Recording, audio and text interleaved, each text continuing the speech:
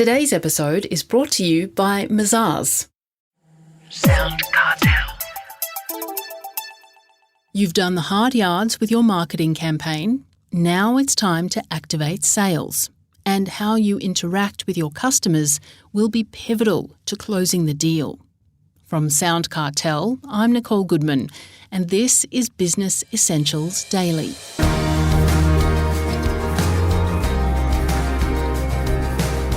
Entrepreneur Richard Turner knows a thing or two about sales.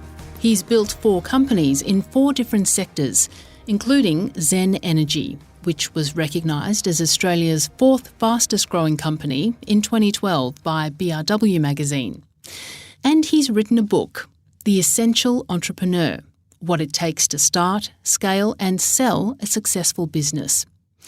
Richard says too often people bundle marketing and sales together as if they're the same thing. They're not.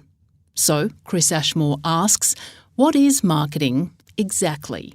Marketing is to understand who your customer is and how to communicate with them. Then, through your creative marketing material, emotionally connect with your customer to entice them to engage with your sales channels, whether it be through a retail store, online, or with a mobile sales representative.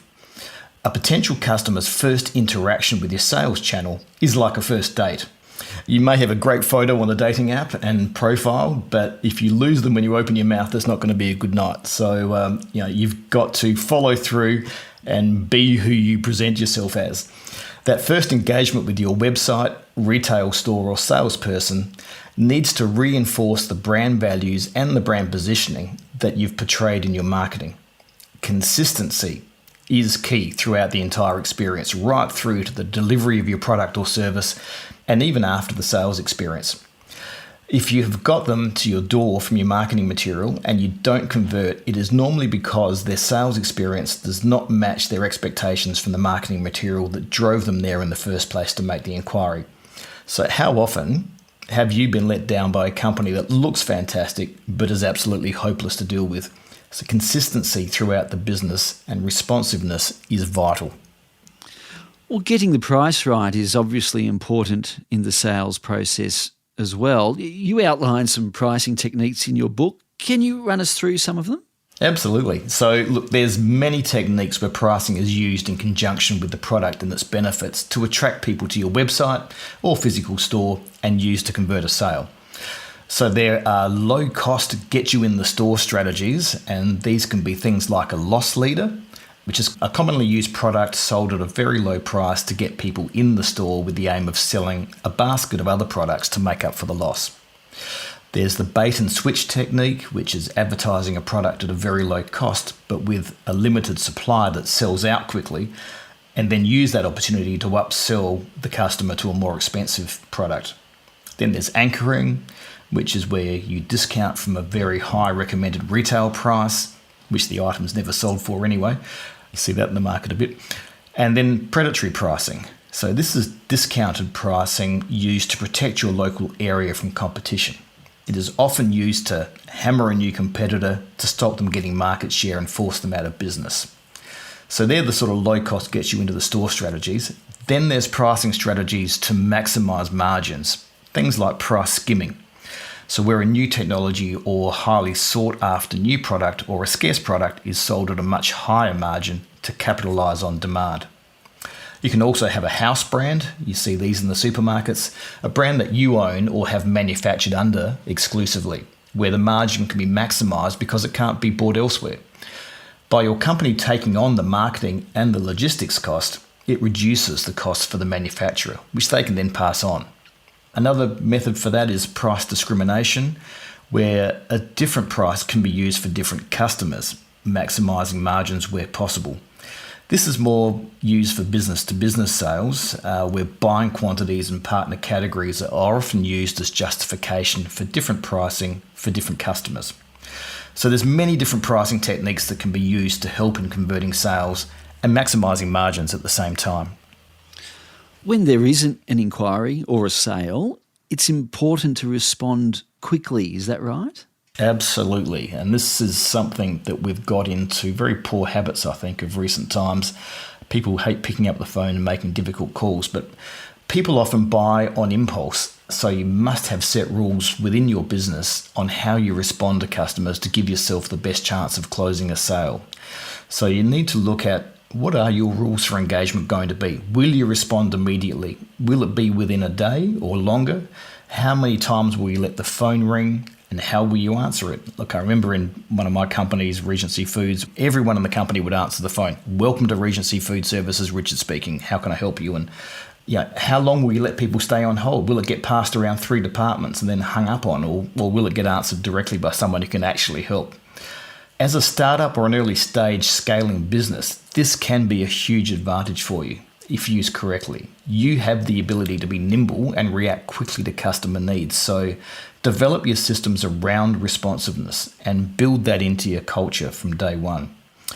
The same also applies to e-commerce businesses. So there needs to be an immediate acknowledgement of someone on your website with an option to get help, chat with a real person, or at least a chatbot with a detailed FAQ list, so available to answer common questions. Thanking people for their orders and providing tracking details with fast, efficient delivery and responsive after-sales service should all be part of your sales response culture. Well, inevitably, things go wrong in sales and in business. What's your advice then, Richard, when things do happen? Look, things are always going to go wrong. They inevitably do. So it's the way you deal with these situations that will separate you as a great company from those that get poor reviews and eventually fall by the wayside.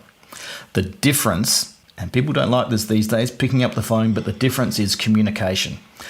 Avoiding a difficult phone call because no one wants to make the call is only going to result in an angry customer. And you stand to lose the customer when the entire relationship can easily be salvaged just by explaining what has happened and why. Most customers are reasonable, and if there is a valid reason, they will usually understand. But timely communication is essential. You need to pick up the phone, make the call, salvage the relationship. Well, Richard, if we can finish with entrepreneurship, what makes a successful entrepreneur? Successful entrepreneurs have the unique ability to be able to focus intently and not be distracted from achieving their goals.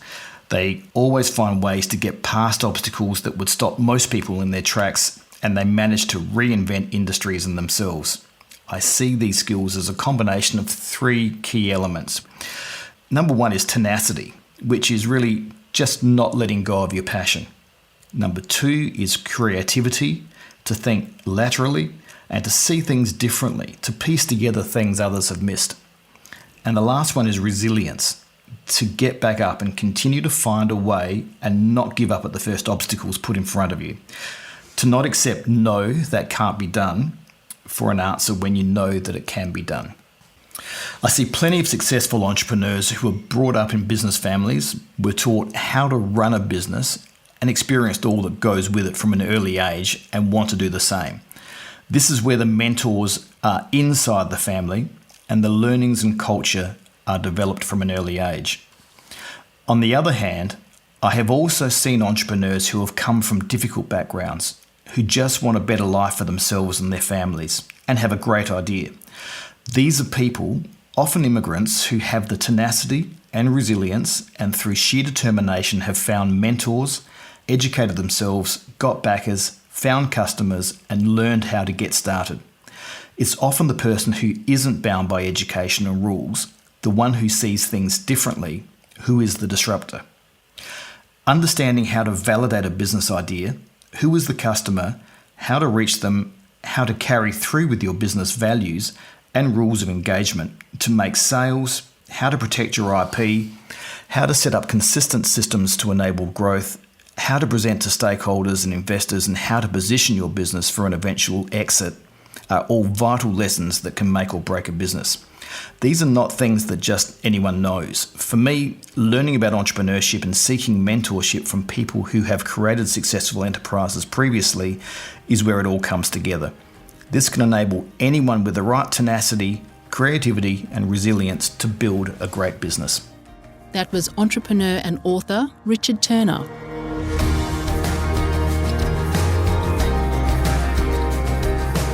This episode of Business Essentials Daily is produced by the team at SoundCartel. Thanks for listening. I'm Nicole Goodman. We'll bring you more Be Daily tomorrow.